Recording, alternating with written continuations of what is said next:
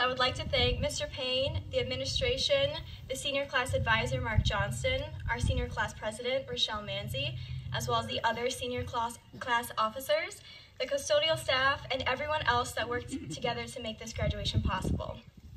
I'm glad that we were all able to be here together to celebrate our accomplishments on this Friday evening. So congratulations to the class of 2021, we have made it.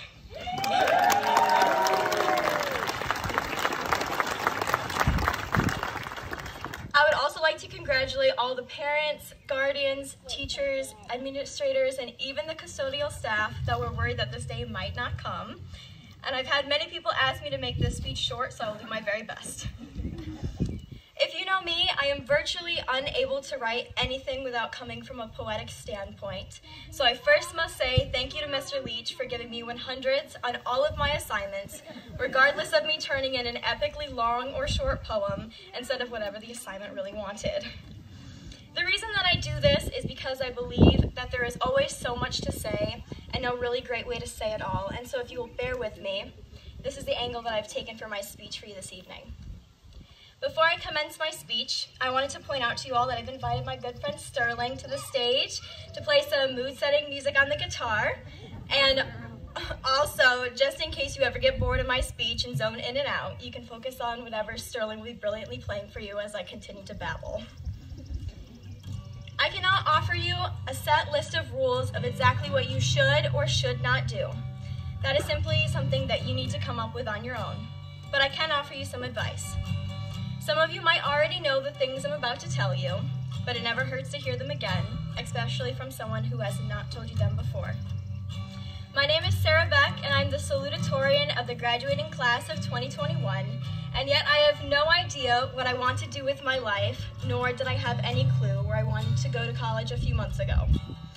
3 days before decision day, and I found myself sitting on my couch, crying, the word salutatorian sitting on the prefrontal cortex of my brain, making the cerebellum of Sarah move my right hand to my face and wipe away tears of unknowingness.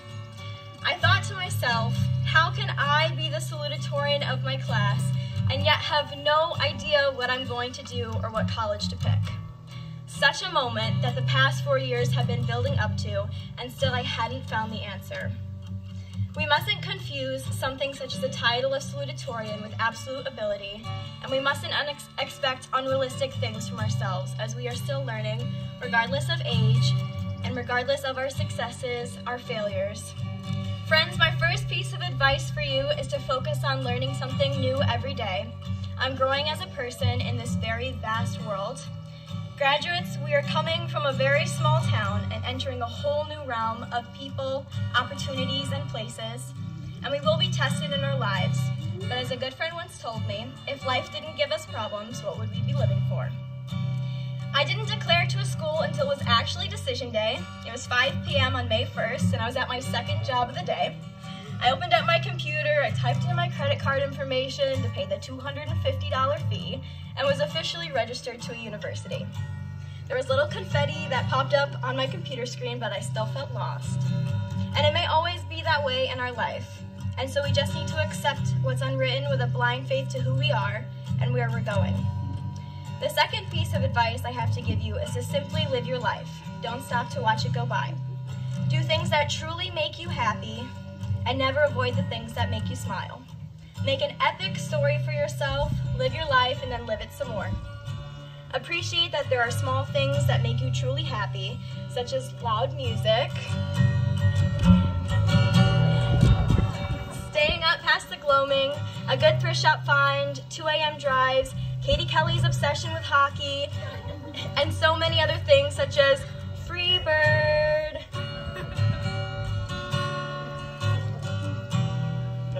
It's okay.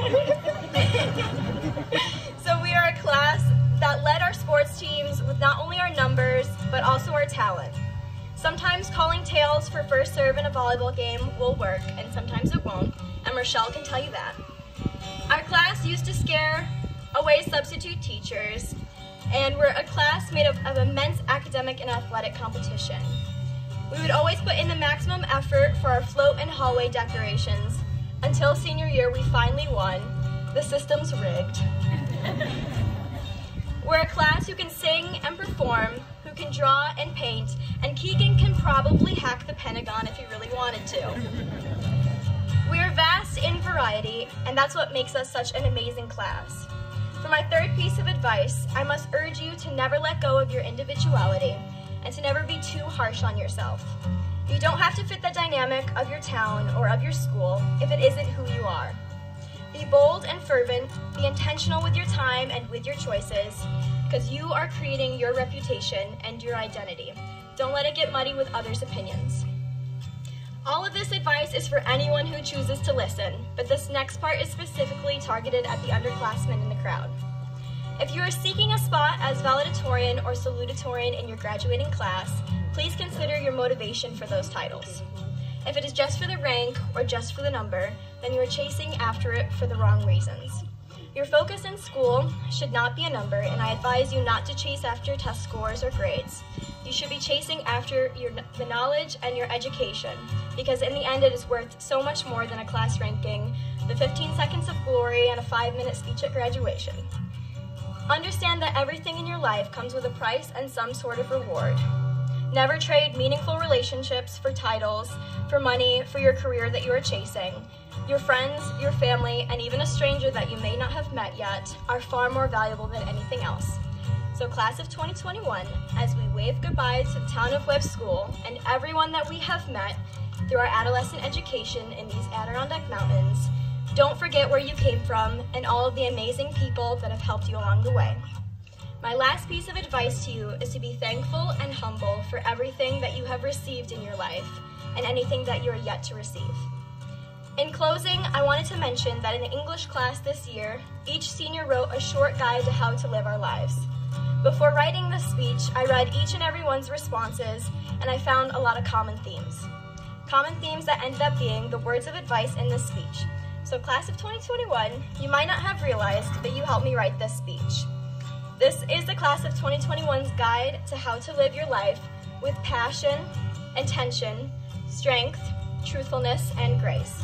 It's in each and every one of us, although it might be hard to see at times, but it is there if you really look. Not to get all sentimental, but I will sincerely miss the class of 2021 as we have grown up together whether we like it or not. And I would like you to look around and really soak it in, because this might be the last time that we're together for a long time.